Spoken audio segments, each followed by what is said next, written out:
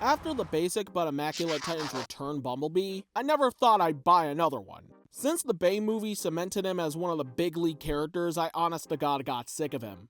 Especially after the Hasbro Fat Cats ordered he be shoved into every major piece of media at the forefront even when he had no right to. While making him a leader of a small group in RID 2015 was a step in the right direction for him, the execution was RID 2015. I think most of my animosity towards him comes from the evergreen designs because all the current shows are forced to use that corporate garbage as a base. However, his character in the original cartoon was alright, not to the point where I need every figure of him imaginable, so I stuck with one for the longest time while leaving the rest I had in Closet 2, and skipping out on newer ones even if they were on clearance like a dumbass. That was until late August of this year where he was released in Studio Series 86, a subline of Generation Studio Series that seek to release screen-perfect converting characters of the somewhat beloved 80s film.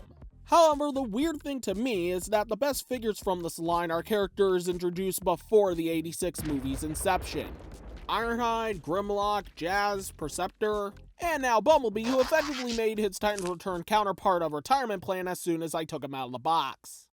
To say his looks are impeccable would be an understatement, as no matter how inaccurate a figure could get, Hasbro's going to treat their golden gooses with respect, as Dan Gilvezan has every detail you'd want out of a G1 style figure of the guy. With the exception of the back tire, but who's paying attention? Certainly not me, as it took me a long time to remember he had one until now, and it's also going to take me less time to forget he had one.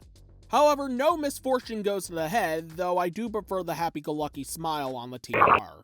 His articulation puts most of his Minibot-turned-deluxe brethren to shame, especially Earthrise Cliffjumper, as they both share DNA with B's Masterpiece incarnation. The good one. Unfortunately, I won't be able to compare all three because I don't have him. Well, believe me when I say these are just as good as that, but Mr. Parts-Forming Backpack can't properly cross his arms. 86B can't either, but at least he can fake it. But do you want to know what he can't fake? A star shredding conversion that sends others that try to oppose it into a Sharticon pit. The legs require a bit of finagling, but once that's situated, we're led to that oh-so-iconic squished bad guys from World War II mobile, equipped with weapon storage that's not as obtuse as one might think, and the best-looking toy wheels I've ever seen, while also being a phenomenal roller. Unfortunately, it's here where my minor issues with this figure rear their twin ugly heads. First off, I wish the top section of the car was rounder. It's fine as it is, but it's more hubcap than Bumblebee, or bumper if we're gonna get really obscure. And second, the yellow paint doesn't match with the yellow plastic on the rest of him. This is less minor because the fact that we haven't figured out how to properly do this yet is revolting when there's an obvious choice when doing something like this. Not using any other color plastic and painting it yellow for those who aren't paying attention. In fact, this was a problem on the Earthrise Sunstreaker, and his recent re-release fixes this issue.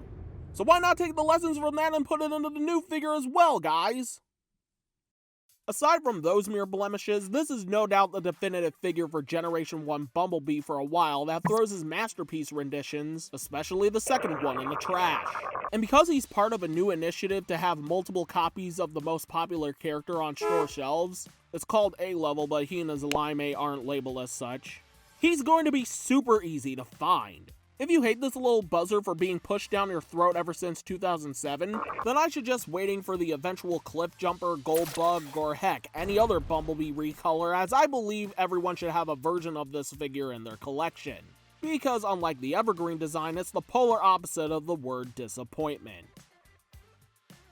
But by all means, if you have this figure but your opinions differ from mine, then let's start a conversation about it in the comments. And if you liked what you saw and want to see more, then I invite you to press the like and subscribe buttons, as you wouldn't want to miss out on my honest-to-God opinions.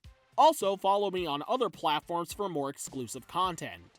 Thank you all so much for watching, and until we meet again, may whatever time or place treat you well.